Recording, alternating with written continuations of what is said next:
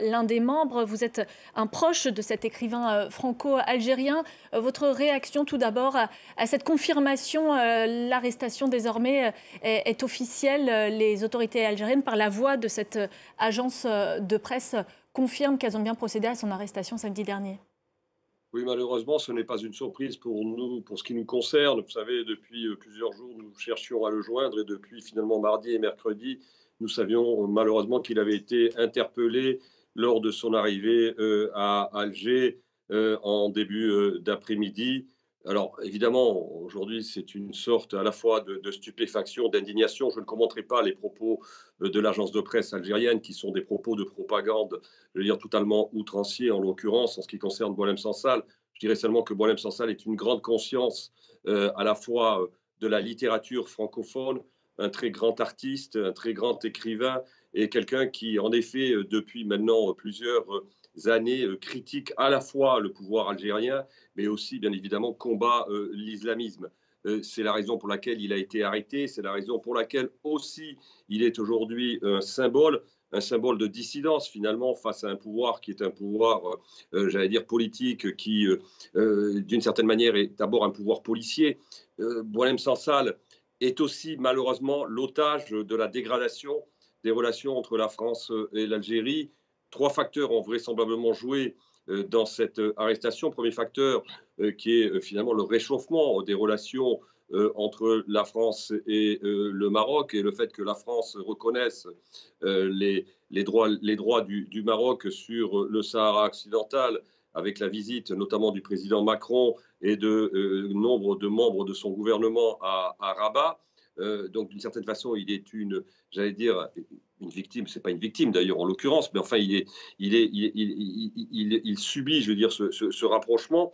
Deuxième élément, le pouvoir algérien n'a pas du tout apprécié le fait que une autre grande figure de la littérature francophone, écrivain algérien également, Kamel Daoud, se voit attribuer le prix Goncourt. D'ailleurs, Kamel Daoud, lui aussi, est l'objet de poursuites en Algérie. Fort heureusement pour lui, il vit en France. Et évidemment, les critiques depuis de très nombreuses années de Boualem Sansal vis-à-vis du fonctionnement du pouvoir algérien ont fait que le pouvoir algérien a franchi le pas. Jusqu'à présent, il n'avait pas franchi le pas. Il y avait une sorte. En fait, Boualem Sansal pensait qu'il était d'une certaine manière protégé par une forme de mépris du pouvoir algérien qui considérait que ses déclarations n'avaient très peu d'importance. C'est la raison pour laquelle il retournait et qu'il vivait en Algérie. Il se sentait d'une certaine façon, j'allais dire, protégé par cette forme d'indifférence.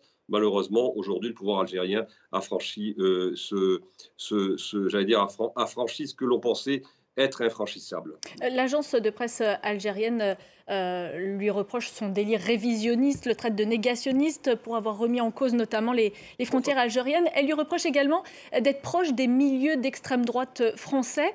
Qu'en est-il réellement? Écoutez, je veux dire, je ne commenterai pas les accusations propagandistes d'une agence de presse qui n'a de presse que le nom, c'est-à-dire l'agence de presse algérienne. Il faut être clair là-dessus. Ce sont des propos qui sont outranciers, qui, d'une certaine manière, relèvent tout simplement je veux dire, des tensions qui existent aujourd'hui entre la France et l'Algérie. Donc, je me refuse à commenter ces propos. Ce qui est sûr, c'est qu'aujourd'hui, Boualem Sansal est reconnu pour son œuvre. Il est publié chez le plus grand éditeur français que constitue Gallimard. Je note que les éditions Gallimard viennent de réclamer et de revendiquer à juste titre sa libération immédiate.